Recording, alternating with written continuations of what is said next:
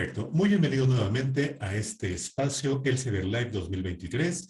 Y en esta ocasión tenemos la presencia de una persona sumamente importante en el ámbito que nos compete, a la cual voy a presentar, pero antes quiero platicarte cuáles son los lineamientos. La primera parte va a tocar a una exposición por parte de nuestra invitada. A partir de allí, seguramente tú tendrás algunas preguntas que quieras plantear. De cualquier modo, la segunda parte tendrá que ver más con una pequeña charla para que podamos enterarnos un poco más de su experiencia, de algunos lineamientos, de buenas prácticas en el ámbito de la publicación. Ella es la doctora Liana Penabat Camacho, que es máster en Administración Universitaria de la Universidad de Costa Rica. Es académica del Centro de Investigación y Docencia en Educación de la Universidad Nacional, así como del Centro de Formación Pedagógica y Tecnología Educativa de la Universidad Técnica Nacional.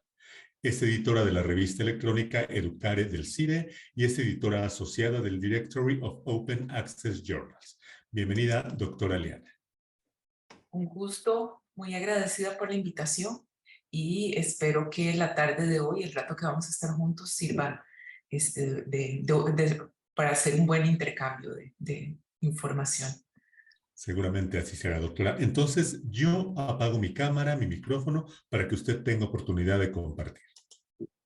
Perfecto, muchas gracias. Hoy, antes de entrar en el intercambio de ideas con todas las personas que nos acompañan, quería compartir algunos datos generales y de una vez, aprovechando esa información, ir dejando también posicionadas algunas ideas sobre estas buenas prácticas que debemos tomar en cuenta al momento de postular, pero también de preparar los artículos. Y de forma importante, una de las ideas que les quiero dejar también allí es que más allá de este proceso inicial y de una posible publicación, todavía hay más que podemos hacer por un artículo y para, sobre todo, el fin último de esas publicaciones, que es la divulgación de conocimiento. Entonces, quería en principio darles un breve contexto sobre cuál posición voy a comentarles la información que les voy a dar hoy. Voy a también compartirles unos datos muy puntuales de Educare y pues ya entramos a hablar sobre buenas prácticas. En principio, entonces, siempre recuerdo esto a todas las personas cuando nos reunimos desde diferentes disciplinas. Siempre es importante recordar que cada disciplina tiene sus propias reglas, sus propias convenciones de trabajo y que probablemente hoy tengamos un terreno común, pero habrá cosas que hay que tomar en cuenta y hay que considerar desde la realidad y desde las prácticas de nuestras propias disciplinas. Entonces, eso hay que ponerlo en distancia y en análisis para ver cómo aplican ciertas cosas a nuestra propia disciplina. Dicho eso, es importante también tomar en cuenta que lo que yo les vengo a comentar está referido a la experiencia de la revista desde el acceso abierto y desde las ciencias sociales. Y una idea que me parece que es muy importante, sobre todo para las personas que hoy nos acompañan, que son autoras o autores potenciales o que son investigadores también en vías de publicar.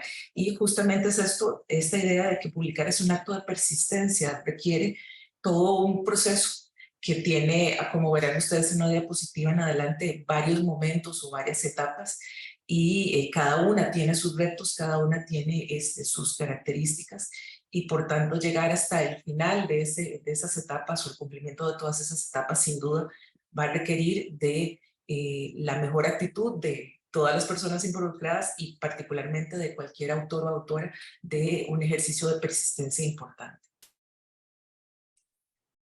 En cuanto a Educare, quería nada más situar algunas ideas. Es una revista del área de educación. Pertenecemos al Centro de Investigación y Docencia en Educación de la Universidad Nacional en Costa Rica. La revista publica artículos de investigación, de revisión bibliográfica, también ensayos. Hacemos 3 cierres de edición al año.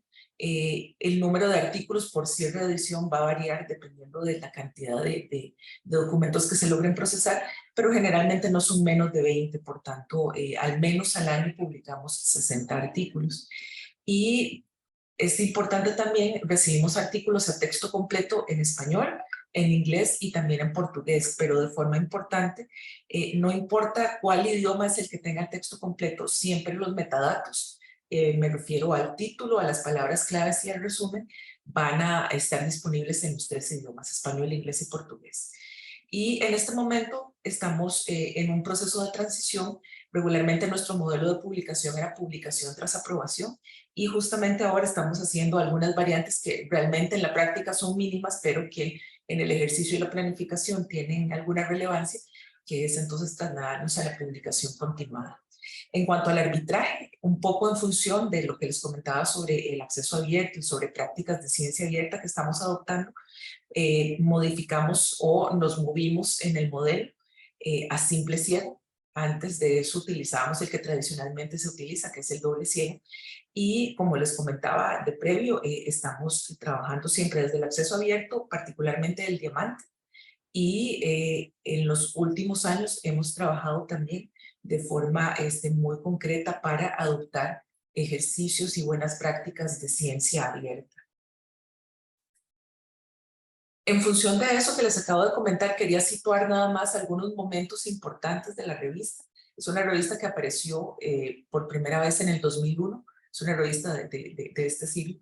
En el 2008 particularmente es un año importante porque se tomó una decisión que es dejar por completo la versión impresa de la revista y adoptar a partir de allí en adelante el modelo electrónico. Básicamente en este caso no hubo híbrido en medio como lo acostumbran en algunas revistas, sino que fue un cambio radical. A partir de ese momento y en adelante, la revista creo que es importante comentar que evolucionó de forma muy positiva, adoptando cada vez más y mejores prácticas de comunicación científica y dejando atrás un poco una etapa que tenía que ver también con elementos de un poco más de divulgación y menos de ciencia. Y más allá en el tiempo es en el 2017 donde empezamos a trabajar algunos cambios en la forma en la que estábamos haciendo las revisiones y los filtros para determinar qué artículos eran publicados. Estos cambios o generaron un fenómeno interesante en la revista, que fue que se invirtió la relación de los artículos que se quedaban en el camino y dejaron de ser aquellos que mayoritariamente aquellos que se quedaban en el camino por arbitraje y pues empezó a crecer la cantidad de artículos que se quedaron en los filtros preliminares. Esto sin duda desde el punto de vista de la gestión de conocimiento nos ayudó a optimizar más las tareas, los tiempos, la asesoría o el acompañamiento que le podemos dar a los autores que sí llegan hasta el final del proceso. Y pues a partir de allí entonces ponemos en práctica los filtros que les voy a enseñar en una diapositiva siguiente. Y también hacerles un poco notar que a partir del 2019 empezamos a adoptar prácticas mucho más concretas sobre ciencia abierta. Un poco desde allí es de donde entonces sale o surge el cambio de arbitraje, que les comentaba, de doble ciego a simple ciego. Adoptamos el uso de preprints, abrimos la puerta a que las personas autoras publiquen sus artículos junto con los datos que dan sustento a los resultados de esos artículos, acompañados de un plan de gestión de datos. Solicitamos de forma obligatoria el uso de identificador persistente de autores, el ORCID. Incorporamos el uso del resumen estructurado y también abrimos la puerta a que las personas hagan una declaración de diferentes elementos que un poco complementan toda la transparencia del proceso de investigación y su rigurosidad. Poco me refiero a hacer declaración de los financiamientos recibidos, de si hay conflictos, de cuáles fueron las contribuciones en el caso de que haya coautorías, y también cualquier elemento que nos pueda ayudar a hacer la trazabilidad institucional, por ejemplo, códigos de proyectos de investigación, si hay contratos de por medio, este tipo de relaciones. De allí en adelante es lo que hemos estado trabajando de ese 2019 a la fecha. Cuando iniciamos un poco teníamos una gran expectativa de cuánta aceptación o cómo iba a reaccionar digamos, la comunidad de personas autoras. La realidad es que a pesar de que el trabajo ha sido de varios años, ha sido muy positivo. Hemos tenido desde personas que se han interesado y que han abordado también o se han comprometido como nosotros con temas de la ciencia abierta, se han interesado más por qué es un preprint y cómo funciona. Hemos logrado publicar artículos que comparten sus instrumentos de investigación, sus plantillas de consentimientos informados, los datos de investigación, planes de gestión de datos. Creo que tal vez la gran enseñanza que tenemos particularmente en este caso es que se necesita mucha divulgación de cómo manejar este tipo de enfoques, particularmente me refiero a los datos y a los planes de gestión, puesto que es desde el día uno del momento de elaborar un proyecto, de hacer un diseño metodológico, que se debe tener en cuenta la gestión de los datos y la creación de los planes de gestión. Por tanto, es justamente desde ese momento hasta el tiempo de comentar o publicar resultados que podemos ver la realidad de estas opciones de publicación. Eso quiere decir que hay que dar tiempo a que los investigadores puedan desarrollar sus procesos, hacer el análisis y obtención de resultados y luego elaborar sus publicaciones para poder ver esta información ya disponible en la realidad. En cuanto al ORCID, un poco el comentario aquí va de que en 2019 era una opción, era algo que esperábamos que la gente adoptara, y al día de hoy no concebimos un artículo que no tenga DOI y no concebimos un artículo cuyos autores o autoras no tengan un identificador ORCID. Y creo que es probablemente una de las prácticas que está más y mejor arraigada en la comunidad de autores de la región latinoamericana. Y finalmente, tal vez aquí retomar nada más que el resumen estructurado ha sido, yo creo que sumamente valioso en lograr que las personas autoras concreten los elementos más relevantes del contenido del artículo. Antes de adoptarlo teníamos una tendencia a autores que escribían en el resumen una preintroducción de la introducción del artículo y dejaban afuera de ese escenario del resumen elementos relevantes de sus resultados o de las conclusiones obtenidas.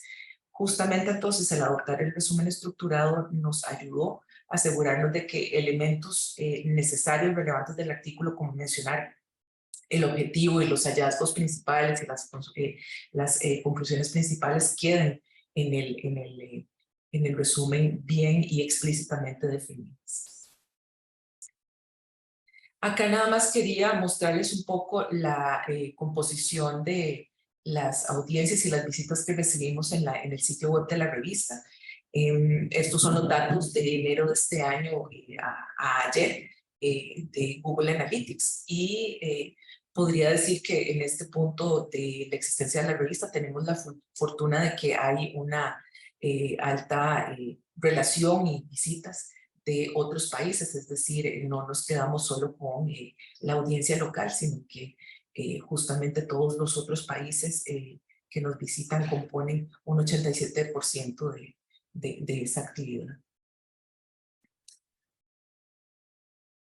Me parece importante en el marco de cómo gestionamos el conocimiento desde la revista, hacerles ver que nosotros entendemos el proceso de comunicación de conocimiento desde tres momentos muy relevantes en la elaboración y en la gestión de investigación. El primero de ellos es netamente el trabajo de las personas autoras en su rol de investigación, y es justamente el momento en el que diseñan, elaboran, ponen en práctica sus procesos de investigación, y justamente esto lo llamamos nosotros un primer momento, una primera etapa, una primera vida del conocimiento, y es cuando se logran los hallazgos en la investigación. Tenemos un segundo momento, que es la evaluación y la edición. Es justamente en esta etapa donde las revistas en general empezamos a trabajar con ese conocimiento, y un poco la gran tarea de ese proceso es avalar los hallazgos, y probablemente el elemento más relevante de ese proceso es el trabajo que hacen y en el que colaboran, diría yo, me atrevería a decir que de forma gratuita en la mayor cantidad de escenarios de revistas latinoamericanas, las personas que hacen la evaluación o el arbitraje de los artículos. Y después de esto, usualmente aquí siempre les comento que viene una etapa como de relajarse, decir, bueno, ya logramos la meta de publicar, pero justamente en este punto empieza una tercera vida o una tercera etapa del proceso de gestión del conocimiento, y es cuando hacemos todos los esfuerzos posibles por divulgar esa información, por ponerla en los sitios donde pueda ser utilizada y aprovechada por nuestros entornos disciplinares y una vez que hemos logrado concretar esto, pues podemos empezar a medir cuál es el impacto y el alcance que ha tenido esta información. Dicho eso, entonces las tareas más grandes en esta tercera etapa son vincular esa información con redes, desde las redes sociales, las académicas y las profesionales, y luego utilizar las diferentes herramientas que nos proveen, por ejemplo, los indexadores, el caso de Scopus, para medir indicadores de impacto y alcance de esos hallazgos. Y también quería comentarles un poco desde la perspectiva o a lo interno de una revista, qué tipo de filtros son los que se hacen para procurar ir generando los valores agregados necesarios en los artículos para que el producto final, ese artículo en su versión final que se publica, sea la mejor versión que pueda ser de ese artículo que una revista recibe. En el caso específico de Educar, tienen este orden que están viendo ustedes aquí. Esto puede variar de revista en revista, pero creo que es importante visibilizarlos todos. Nosotros hacemos un filtro inicial donde revisamos que el artículo tenga los parámetros que hemos solicitado. Esto va desde cosas tan de forma como el tipo de letra y el espaciado, hasta cosas que son un poco más de fondo, como que hayan utilizado la norma de situación que pedimos y que las tablas, las figuras hayan sido presentadas de la forma en la que se espera de acuerdo a la norma de publicación. En este punto es posible, cada uno de los filtros representa la realidad de que en el bloque de artículos que recibimos, algunos artículos se pueden quedar en el camino. Aquí también revisamos información relevante, por ejemplo, pedimos una carta donde se establezca la originalidad del documento, donde se hable de diferentes parámetros que buscamos justamente para ir asegurándonos que en los siguientes filtros tenemos toda la información necesaria para tomar buenas decisiones.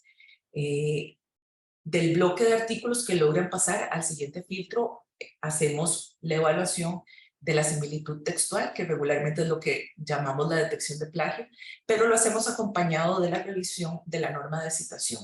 Esto significa que en este punto no solo generamos un reporte para que un autor lo revise, sino que de verdad nos aseguramos de revisar nosotros el reporte y asegurarnos de verificar que aquello que esté bien citado se entienda como una similitud en el marco correcto de cómo se expresa una similitud, y que todo aquello que pueda ser subsanado por errores en la aplicación de la norma de citación quede claramente identificado para que los autores lo puedan arreglar.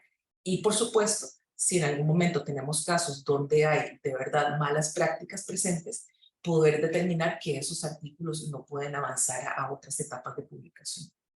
Nuevamente aquí entonces se queda una parte de los artículos en el camino, y en el siguiente filtro trabajamos con el arbitraje. Básicamente es el filtro de contenido. Aquí echamos mano de la colaboración que nos prestan una cantidad importante de académicos y académicas de diferentes universidades de toda Latinoamérica, de España, de Portugal principalmente, pero también de algunos otros países del mundo. Y pues justamente yo diría que es uno de los grandes aportes que hemos logrado como comunidad dentro de la revista, organizar justamente para garantizar la mejor versión del contenido posible. De forma importante también hacemos un arbitraje que es externo al país de publicación o a los países de publicación de los autores. Dicho eso, si nos llega un artículo de Costa Rica, buscaremos árbitros que no sean del país. Hay algunos casos particulares donde sí buscamos un criterio local. Sin embargo, siempre procuramos que dependiendo del país que sea, encontremos arbitrajes fuera de esa nación. Y finalmente, una vez que se ha pasado por estos filtros, alimentándonos con los veredictos y las observaciones que hayan dado las personas revisoras, hacemos un filtro editorial final. Todavía en este punto, la revista puede reservarse el derecho de tomar la decisión de no publicar un artículo, a pesar de que haya recibido un aval parcial de las personas que han hecho la revisión. Particularmente me refiero a casos donde un árbitro haya señalado que el artículo puede ser publicado después de hacer modificaciones, pero sin embargo, las modificaciones son de tal profundidad y tan de fondo que no tiene sentido pedir una reescritura del artículo o una reformulación de metodologías, o simplemente las observaciones son muy graves como para considerar eventualmente publicarlo. Entonces, Finalmente, después de estos 4 filtros, generamos una versión final a la que todavía como revista le hacemos aportes de valor agregado. Por ejemplo, hacemos una revisión de la redacción, del estilo, de la gramática, de la ortografía. Hacemos una revisión de los apartados en las traducciones inglés-español o inglés-portugués. Y después generamos una serie de formatos también para que el artículo esté disponible ahora sí para las personas lectoras en la mayor cantidad de versiones posibles que sean necesarias para los diferentes aparatos en los cuales puedan consultar los artículos. Y con ello, entonces, abrimos el espacio para que venga esa tercera vida que les mencionaba en la diapositiva anterior, donde en conjunto, autores, autoras y la revista empezamos a divulgar la información y los contenidos del artículo. Quería entonces iniciar con estas ideas. Quedo más bien entonces ahora atenta. Aquí igual les dejo las redes sociales de la revista. Generalmente nosotros allí estamos compartiendo información sobre artículos, sobre temas que tienen que ver con investigación, sobre el área de educación, que es nuestra cobertura temática. Entonces igual los invito no solo a que visiten el sitio de la revista, sino a que se nos unan en las redes sociales. Y quedo atenta para Daniel, para las consultas. Creo que sí, doctora. Muchísimas gracias por esclarecernos este panorama tan completo sobre el proceso editorial. Amigos, el apartado Q&A es el espacio ideal para que puedan plantear preguntas e inquietudes relativas a la presentación de la doctora. Por lo pronto, yo voy a retomar algunas de las preguntas que tuvimos en la sesión de la mañana, que no alcanzamos a responder, pero que son muy pertinentes. Nos preguntaba César, ¿cuántas personas tienen vinculadas en la revista que participan en el proceso editorial? Vamos a ver, somos un grupo pequeño, tenemos un comité o un consejo editorial que trabaja mucho, o su función primordial es la de, si queremos un poco la auditoría y el aval de todo el proceso que hace la revista. Allí tenemos, si quieren, un petit comité, que es un representante de cada una de las áreas o divisiones de nuestro centro de investigación, y también tenemos representantes de las 5 universidades públicas a las que pertenece la Universidad Nacional, y con ellos hacemos justamente esta labor de aval, de revisión, un poco de auditoría de los procesos. Después de eso trabajamos, yo hago todo digamos, la tarea editorial, el proceso de seguimiento de los artículos. Trabajamos, y esto creo que es una labor interesante, probablemente muchas revistas recurren a esto, pero a mí me ha reportado particularmente mucha satisfacción, que es trabajar con estudiantes. Entonces tenemos también la fortuna de que podemos traer estudiantes de bibliotecología, traemos estudiantes del área de administración cuando toca realizar procesos que son más administrativos, tenemos por supuesto estudiantes del área disciplinar, y con ellos hacemos una combinación de diferentes tareas que son las que nos permiten, por ejemplo, trabajar toda la parte de divulgación, de manejo de redes sociales, de generación de formatos para divulgar contenidos de la revista. Luego de eso tenemos el apoyo de personas que nos ayudan con la revisión filológica, tenemos también el apoyo de una persona que trabaja toda la revisión y todo el proceso de traducciones para que queden lo mejor comunicadas. La diagramación de la revista, que es generar el PDF, el HTML, el XML, todo esto lo hacemos in-house. Utilizamos ya, digamos, plantillas preestablecidas para que esto sea lo más eficiente posible, y en ese caso no recurrimos a esto. Y por supuesto, no solo, esto es como el entorno directo o el core de la revista, pero por supuesto que la universidad da un respaldo desde la Vicerrectoría de Investigación, da un respaldo desde la Oficina de Atención de Tecnologías, que son los que le dan el mantenimiento, el seguimiento a la plataforma. Nosotros utilizamos el OJS, entonces evidentemente sin esas asesorías y sin esos apoyos que son externos a lo que hacemos en el espacio interno de la revista, pues no podríamos funcionar. Mil gracias, doctora. Usted hablaba, bueno, Petit Comité comentó, pero ya conforme vamos viendo todas las tareas que se realizan y la gente involucrada, pues la verdad es que es algo que es bastante laborioso. Sí, tal vez aquí quisiera resaltar un elemento que podría ser diferente en otros espacios. Nuestros comités de trabajo son totalmente ad honorem. Nadie a nadie se le paga un salario por hacer esto. Creo que eso es muchísimo más meritorio todavía, porque el tiempo, poco o mucho que puedan dedicar a estas tareas, en los consejos científicos internacionales, en el consejo, digamos, editorial de la revista, son totalmente gratuitas. Igual, de esa forma lo hacen nuestros árbitros y árbitras. Excelente, que por aquí hay una pregunta que seguramente fue respondida ya con lo que acaba de comentar, pero en su momento llegaremos. Silvia nos está diciendo, ¿cuál es el tiempo de respuesta? En nuestro caso tenemos muchos artículos, nos llegan muchos artículos. Creo que es uno de los efectos positivos que tiene el indizarse justamente esa exposición hace que el volumen de trabajo se acumule bastante. Entonces estamos en una etapa donde venimos trabajando fuertemente en mejorar esos tiempos. Ahorita estamos durando aproximadamente unos 12 meses en llevar el proceso de todos esos filtros desde el día 1 de la recepción hasta el momento en el que el artículo es publicado. Y esperamos en el corto plazo mejorar un poco más esos tiempos de respuesta. Comentaba usted que es la ventaja de estar indexada. Estamos hablando de Scopus, por ejemplo, la revista está indexada en Scopus. Así es. Y un poco retomando eso, creo que lo más relevante que le provee un indexador a una revista, el caso concreto de Scopus o de Elsevier con Educare, es que pone estos retos de requisitos, de buenas prácticas, de mejores criterios para trabajar. Y solamente el ejercicio de una revista, más allá de la indización, de acoplarse a esos criterios, mejora radicalmente las prácticas de la revista, plantea retos que hay que atender en relativo corto plazo para poder estar a la altura de los tiempos y a la altura de la conversación científica a nivel mundial.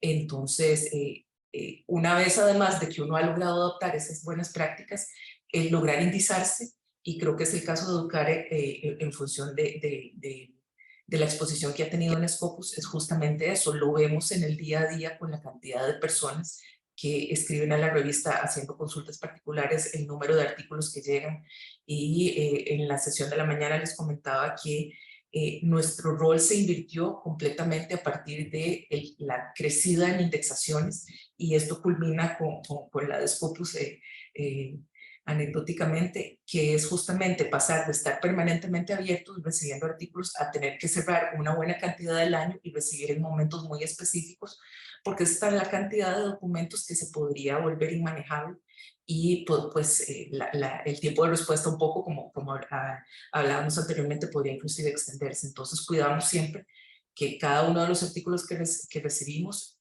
reciba la misma cantidad de dedicación, que sea sujeto de la misma cantidad de rigurosidad y de pasos rigurosos al punto desde el punto 1 hasta el punto de publicación, y eso requiere tiempo. Entonces ahora hemos invertido esa relación y ahora cerramos una buena cantidad del año y abrimos en momentos específicos.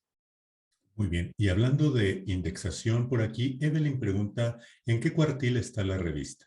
Estamos en cuartil 3. Perfecto. Que hay que aclarar, es el cuartil dentro de Scopus. No es que haya un cuartil universal para las revistas, sino de acuerdo con el índice, ¿cierto? Así es. Para darles un parámetro también, evidentemente creo que esto que señala Daniel es relevante. Probablemente si estuviéramos en otros o midiendo otros índices, utilizaríamos otros criterios para referirnos.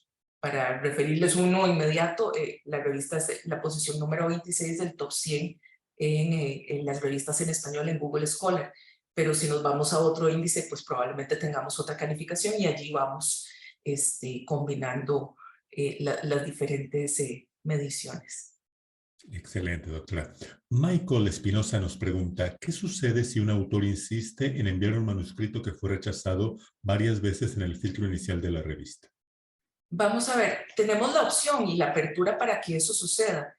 Sin duda vamos a procurar que un artículo no tenga ese escenario, es decir, si encontramos que hay algo que deba ser subsanado, acompañaremos a esa persona autora para que otra vez esos elementos sean atendidos oportunamente, y sobre todo para que a los árbitros les llegue la mejor versión del artículo y de tal forma que se puedan concentrar en evaluar el contenido y que no se queden distraídos por una mala redacción, por una mala cita, por una preocupación de si hay algo, digamos, de a qué poner atención en términos de detección de plagio. Entonces, realmente, en la medida de lo posible, acompañaremos todo aquello que se pueda subsanar antes del arbitraje y evitaremos hasta donde sea posible que un autor tenga que repetir un envío. Hay momentos en los que definitivamente consideramos que no hay forma de sostener un envío, tal vez tiene demasiadas páginas, un artículo que nos envíen un artículo de 40 páginas no es, digamos, de recibo en este momento justamente porque es una extensión que ya el público, las personas lectoras probablemente no enganchen y no sientan interés por continuar o por terminar. Entonces, cuando se trata de cosas por el estilo, sí sentimos que es mejor que los autores tomen su artículo, que con tiempo y con algo de dedicación, en la paz de su tiempo, puedan hacer estos ajustes. Pedir de pronto recortar 10 o 12 páginas de un artículo en varios días, en 10 días, pues a veces no tendría sentido. Y cuando suceden este tipo de cosas, hay algo de anuencia, obviamente tendrá que ver también con el volumen de trabajo que tengamos en artículos en la fila o en la cola, que tomará, digamos, o tomará parte en la decisión que tomemos, pero cuando se trata de eso, lo que pedimos es que el artículo regrese habiendo considerado todas las observaciones y los ajustes que requiera, pero que evidentemente en un corto plazo, como unos 10 días, pues no necesariamente pueden estar listos. ¿Y se ha dado el caso, doctora, por ejemplo, de que el artículo haya sido rechazado, es decir, no con recomendación de cambia, y que un autor de cualquier modo insiste en volver a enviarlo? Nos ha pasado en un par de ocasiones, pero son estas historias donde tal vez viene una segunda vez y si no falló en esta segunda ocasión en los requisitos iniciales, se queda, por ejemplo, en el proceso de uso de norma de citación o detección de plagio. Y si no, también nos ha sucedido que habiendo pasado por ese segundo filtro, cuando llega al arbitraje, el contenido no es, digamos, suficiente para ser considerado publicable y entonces desde allí, pues, evidentemente cada una de esas etapas va generando la realimentación para los autores y por supuesto que cuando llega una decisión de ese tipo, se explica y se envían todos los argumentos que han compartido las personas seleccionadas para la revisión, de tal manera que al menos en un escenario que termine siendo negativo en un segundo envío, creo que no hemos tenido casos como de terceros o cuartos envíos, las personas autoras tengan todo el trasfondo del trabajo que hizo la revista en función de encontrar la mejor versión o una versión publicable, bueno, que en este caso no termina en esa situación. Excelente, doctora. Claudio dice, ¿es necesario que los autores que someten un artículo a revisión indiquen si el manuscrito ha sido enviado con anterioridad a una revista? No lo solicitamos, por lo menos en el caso de Educaria no lo solicitamos. ¿Dónde podría ser que tengan? Y creo que este sería un buen consejo para las personas que han tenido la experiencia de que no recibieron su artículo o su artículo fue rechazado en una primera revisión, una primera experiencia con una revista y lo van a enviar a otras. Hay, por ejemplo, algunos software de detección de plagio que se quedan con una copia del artículo. Entonces, cuando viene a una siguiente revista y se vuelve a correr un software de detección de plagio, aparece en el banco de información. Entonces aparece o sugiere de primera entrada una similitud completa o parcial muy alta con un documento que existe. Entonces, después de eso, hay que hacer una serie de aclaraciones y saber cuál revista. A mí me ha tocado, por ejemplo, hablar con colegas de otras revistas de educación del país para preguntarle cuál es la situación de un artículo en particular. Hay momentos en los que los autores mismos no saben si eso es lo que va a suceder con su artículo cuando les revisen el plagio. Entonces es importante que pidan, por ejemplo, que no se guarde en la base de datos de esos procesos. En este caso, entonces, particularmente en Educare no estamos pendientes de si estuvo o no antes en otra revista. Por supuesto que hemos tenido artículos que han tenido esa situación y con resultados, digamos, varios que ha terminado siendo publicado y vean que en este caso es una cadena de relaciones donde una revista probablemente que lo rechazó le dio suficiente feedback a ese artículo para mejorarse, para que una nueva revista lo adoptara, lo procesara y finalmente llegara a un momento adecuado de publicación y por supuesto hemos tenido casos donde tampoco logra llegar a ese punto un artículo. Muy bien. Claudio también tiene la inquietud de cuál es la ventaja de que el proceso de revisión por pares no sea remunerado. Bueno, aquí creo que son este tipo de argumentos donde las dos opciones tienen características de peso importantes. En el caso de nuestro escenario, yo diría que de revistas latinoamericanas que regularmente tenemos acceso bastante limitado a ciertos recursos, el tener colaboraciones que son ad honorem, que no representan digamos, ningún tipo de remuneración para las personas autoras, me refiero en lo económico. Tratamos de buscar algunas otras compensaciones que incentiven la participación de personas en estas tareas.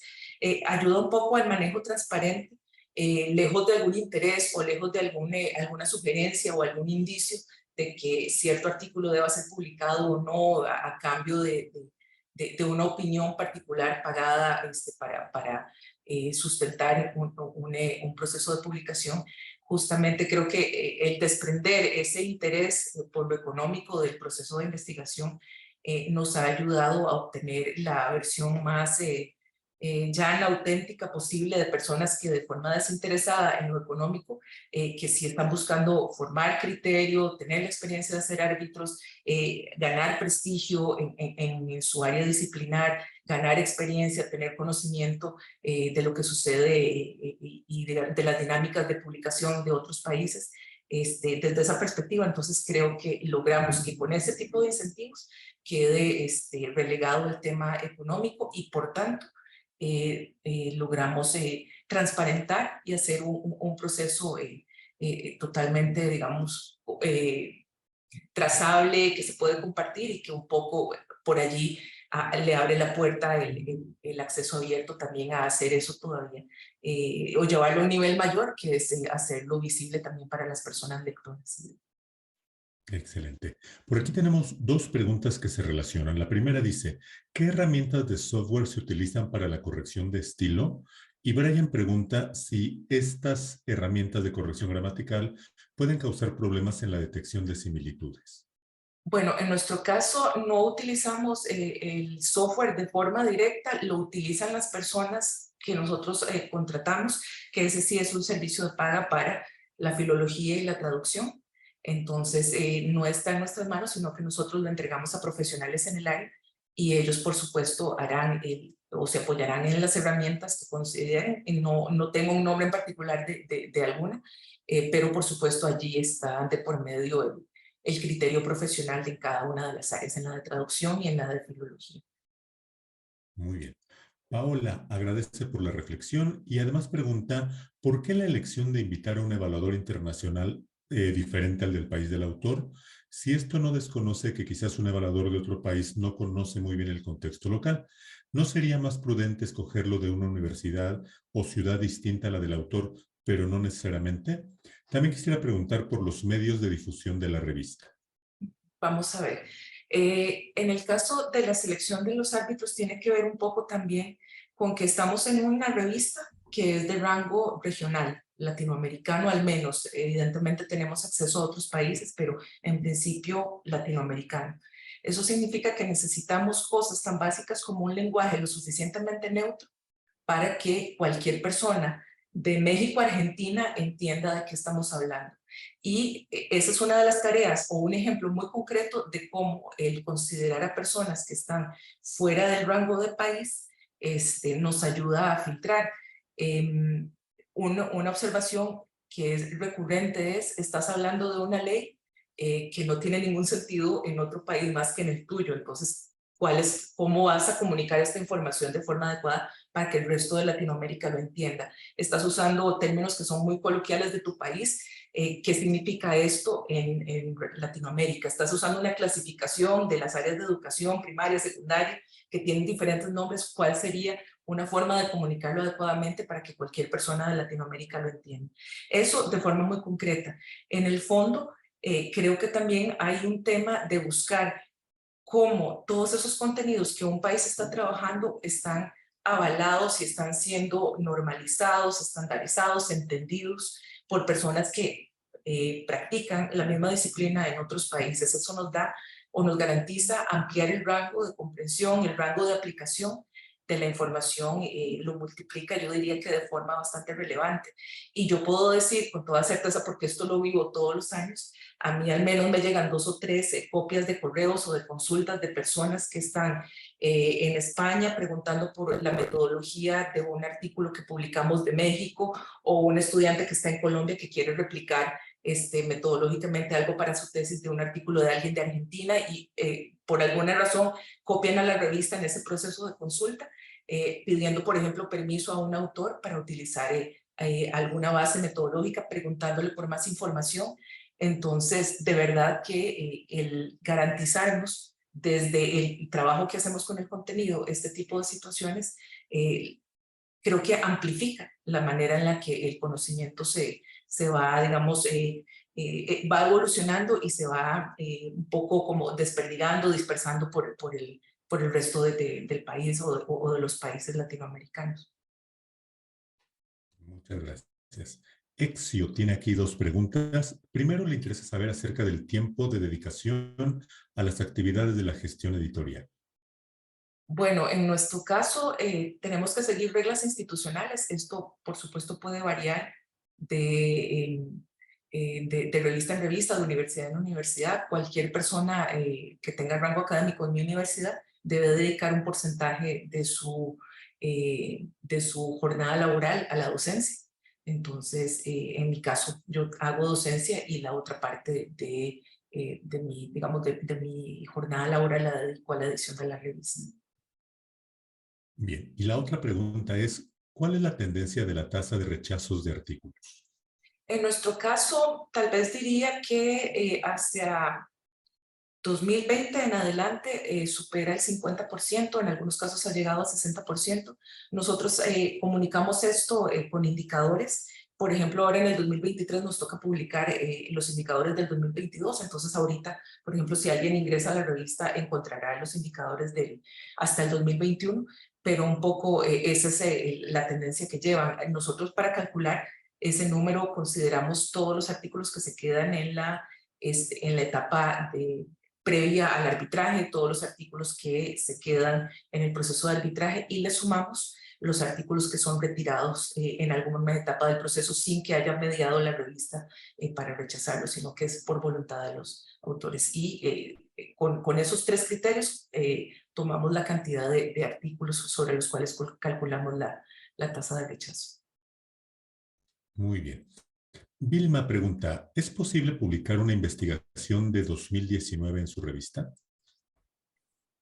Vamos a ver, probablemente la observación que haría un árbitro de la revista sería, estamos en 2023, ¿qué pasó de 2019 para acá? Entonces, si el artículo contempla actualizaciones o traer a un tiempo más cercano la investigación y los resultados o visibiliza la etapa en la que está la investigación que da, digamos, base al artículo, pues probablemente allí no haya problemas. Si el artículo es de 2019 y no hay nada entre 2019 y 2023 pasando, pues probablemente no va a avanzar.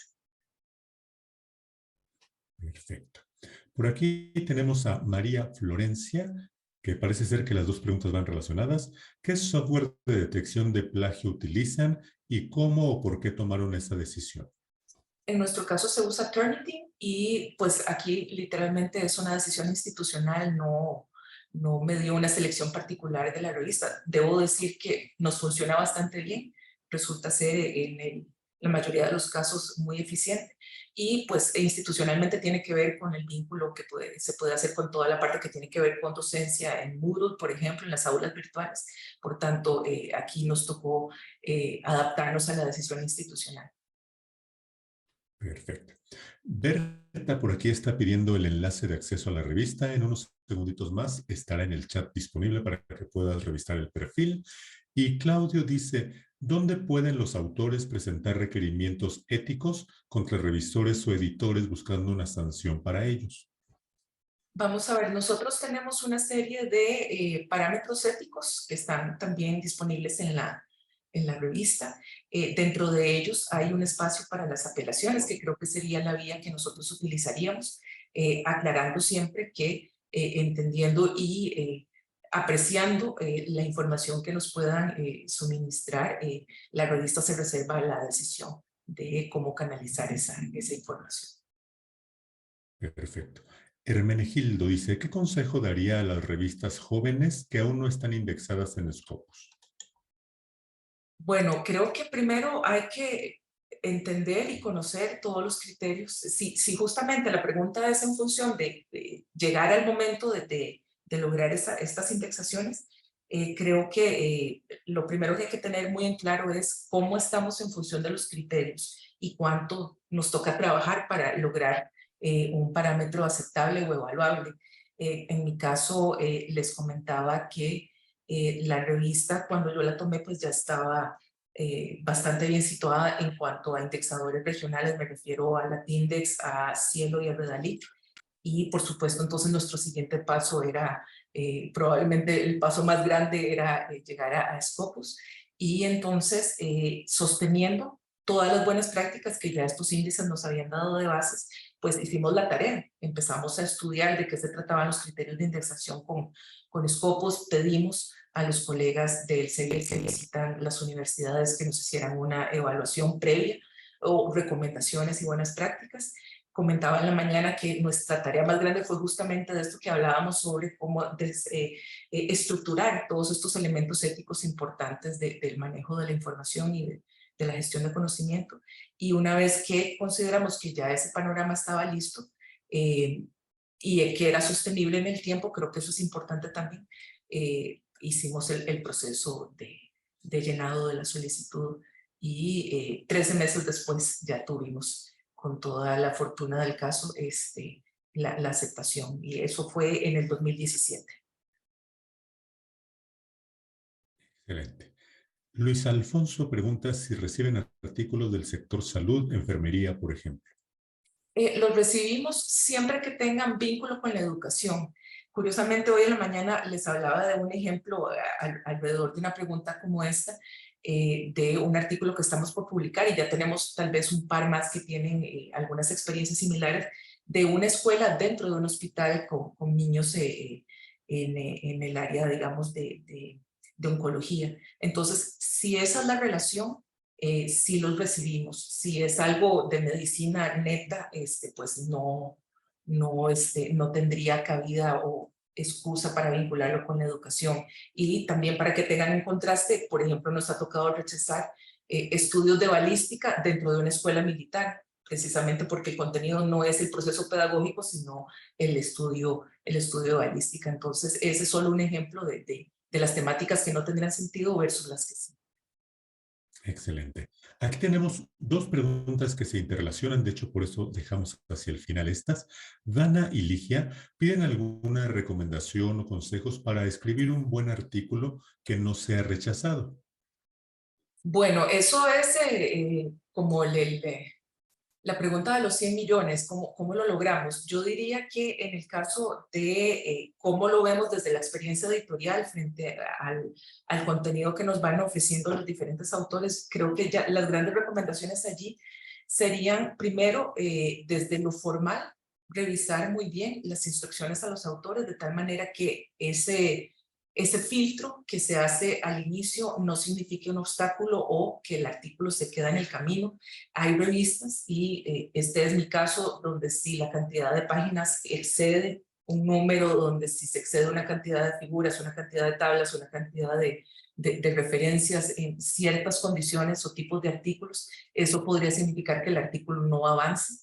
Y probablemente hay revistas que tengan reglas también al respecto o que se fijen en otros elementos en estos puntos. Entonces creo que la lectura de las instrucciones a los autores es muy relevante.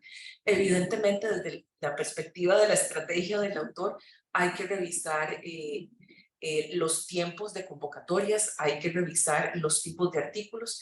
Uno de los elementos también que puede suceder que deje por fuera un artículo al momento de evaluar contenido es que si se mandó un ensayo y la revista no revisa ensayos o no recibe ensayos, pues difícilmente va a haber un instrumento de evaluación que sea adecuado y por tanto los criterios con los que se lo va a evaluar ya automáticamente colocan a un documento en desventaja. Entonces creo que también es importante que Si lo que yo como persona autora quise hacer es publicar un ensayo, tengo que buscar revistas que publiquen ensayos, no una revista que potencialmente me pueda publicar porque está muy bien colocada en un cuartil en Scopus o algo por el estilo, sino una que de verdad me va a dar lo que yo necesito. De ahí en fuera creo que también en cuanto a contenido, un título que sea preciso, no llamativo, no rimbombante, no grande, sino preciso.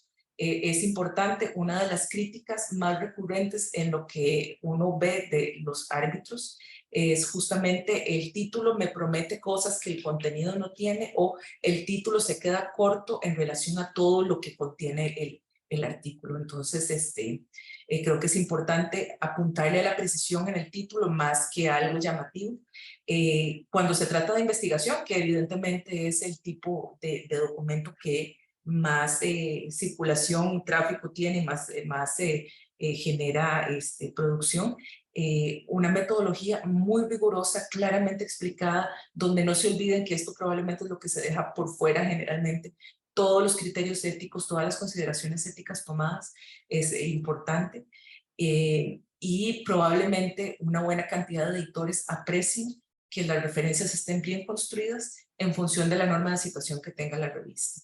De allí en fuera, elementos adicionales de valor agregado que los autores puedan aportar, como certificaciones de consejos científicos de ética, protocolos inscritos, identificador persistente, el ORCID, como hablábamos hace un rato, si quieren compartir instrumentos de investigación, si quieren compartir plantillas de trabajo, de cómo abordaron su proceso de investigación. Todos esos elementos de valor agregado son importantes. Se me olvidaba tal vez uno muy importante, que es cuando estamos estructurando el contenido, más allá de lo básico, que es la introducción, los objetivos o el marco teórico, antecedentes, todo ese contenido con todos sus títulos, que sea una jerarquía clara. Entre más clara sea esa información, es más fácil que el artículo llegue a manos de un árbitro y que ese árbitro entienda claramente qué es lo que está queriendo comunicar la persona autora. Entonces también creo que ese es un elemento importante para trabajar. Finalmente, pues dentro de esos valores agregados que mencioné antes, dar datos sobre la declaración de financiamiento, sobre si hay contratos o si hay proyectos de investigación involucrados en el proceso, si estamos escribiendo con más personas, utilizar una taxonomía para describir las contribuciones que cada persona ha aportado al proceso de investigación y la escritura del artículo. Todo eso también se vuelve relevante y es información valiosa para un autor, por un lado, pero sobre todo para un editor, le da tranquilidad de que el proceso ha sido rigurosamente abordado por las personas investigadoras. Mil gracias, doctora. Pues mire, el tiempo se ha consumido, amigos. Perdonen por no poder responder el resto de las preguntas. Solamente una de Vilma, que es bastante breve, y le pedimos a sí mismo, doctora, que nos ayude con unas palabras de despedida de esta charla. Ella dice, ¿cuál es el periodo en el que la revista recibe las investigaciones? ¿O es a lo largo de todo el año o hay un periodo? En este caso, no, hemos estado cerrando y estamos recibiendo a medio año. Es el periodo que hemos establecido para nosotros. Tengo que avisarles que ya este año cerramos. Estuvimos recibiendo durante 15 días de forma intensiva una cantidad bastante alta de artículos y tratamos de hacer un ciclo que por lo menos involucre una vez al semestre la recepción de artículos. Y bueno, dado que ya de verdad el tiempo que vuela es impresionante cómo se nos va, yo nada más quería reiterar el agradecimiento a los colegas de Elsevier Live por la invitación.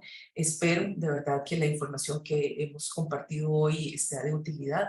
Los invito a, no solo con los contenidos que yo les invito siempre a revisar en mi revista, pero que con sus propios artículos hagan el esfuerzo de estarlos poniendo allí en la línea de comunicación de cualquier oportunidad en las redes sociales, en redes académicas, en sus programas de estudio, invitando a colegas a leerlos, dándoselos a sus estudiantes y a mover el conocimiento. Creo que ese es un elemento relevante para tomar en cuenta.